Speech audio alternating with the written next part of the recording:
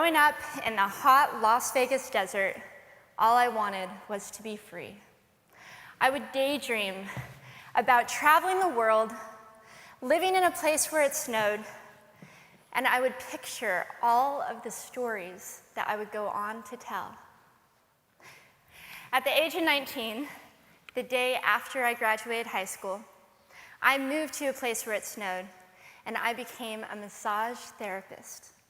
With this job, all I needed were my hands and my massage table by my side, and I could go anywhere. For the first time in my life, I felt free, independent, and completely in control of my life. That is, until my life took a detour.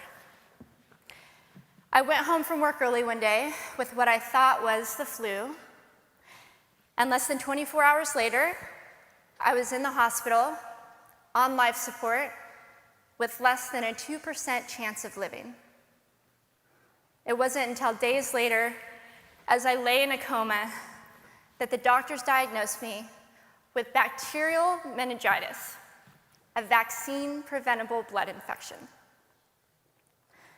Over the course of 2.5 months, I lost my spleen, my kidneys, the hearing in my left ear, and both of my legs below the knee.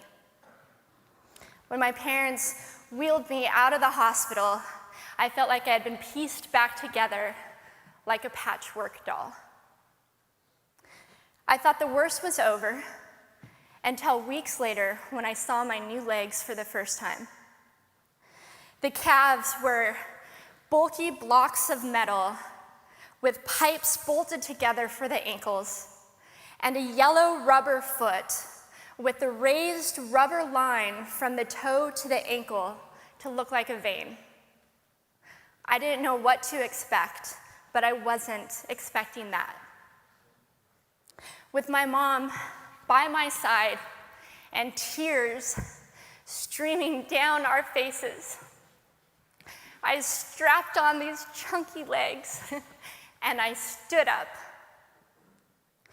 They were so painful and so confining that all I could think was, how am I ever going to travel the world in these things? How was I ever going to live the life full of adventure and stories as I always wanted?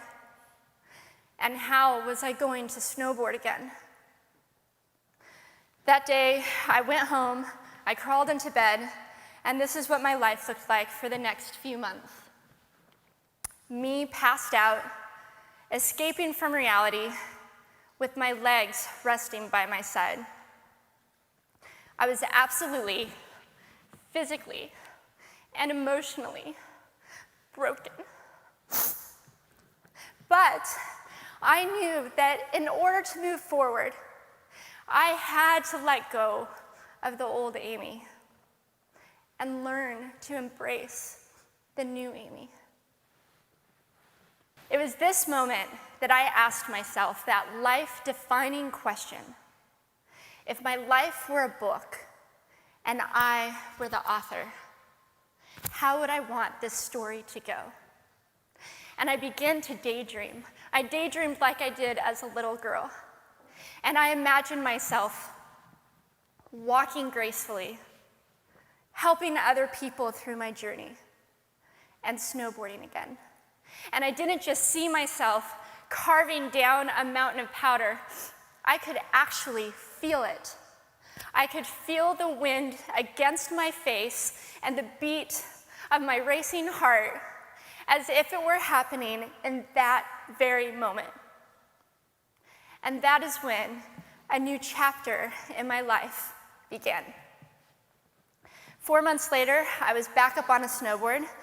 Although things didn't go quite as expected, my knees and my ankles wouldn't bend, and at one point, I traumatized all the skiers on the chairlift when I fell, and my legs, still attached to my snowboard, went flying down the mountain. And I was on top of the mountain still. I was so shocked. I was just as shocked as everybody else, and I was so discouraged, but I knew that if I could find the right pair of feet, that I would be able to do this again. And this is when I learned that our borders and our obstacles can only do two things. One, stop us in our tracks, or two, force us to get creative. I did a year of research, still couldn't figure out what kind of legs to use, couldn't find any resources that could help me. So I decided to make a pair myself. My leg maker and I put random parts together, and we made a pair of feet that I could snowboard in. As you can see, rusted bolts, rubber, wood, and neon pink duct tape. And yes, I can change my toenail polish. It was these legs and the best 21st birthday gift I could ever receive, a new kidney from my dad, that allowed me to follow my dreams again. I started snowboarding, then I went back to work, then I went back to school, then in 2005 I co-founded a nonprofit organization for youth and young adults with physical disabilities so they could get involved with action sports. From there, I had the opportunity to go to South Africa, where I helped to put shoes on thousands of children's feet so they could attend school. And just this past February, I won 2 back-to-back World Cup gold medals. Thank you.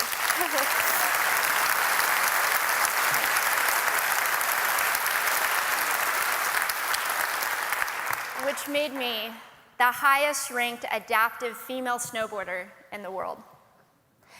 11 years ago, when I lost my legs, I had no idea what to expect. But if you asked me today if I would ever want to change my situation, I would have to say no. Because my legs haven't disabled me. If anything, they've enabled me. They've forced me to rely on my imagination and to believe in the possibilities. And that's why I believe that our imaginations can be used as tools for breaking through borders. Because in our minds, we can do anything, and we can be anything. It's believing in those dreams and facing our fears head on that allows us to live our lives beyond our limits. And although today is about innovation without borders, I have to say that in my life, innovation has only been possible because of my borders. I've learned that borders are where the actual ends, but also where the imagination and the story begins. So the thought that I would like to challenge you with today is that maybe instead of looking at our challenges and our limitations as something negative or bad, we can begin to look at them as blessings. Magnificent gifts that can be used to ignite our imaginations and help us go further than we ever knew we could go. It's not about breaking down borders. It's about pushing off of them and seeing what amazing places they might bring us.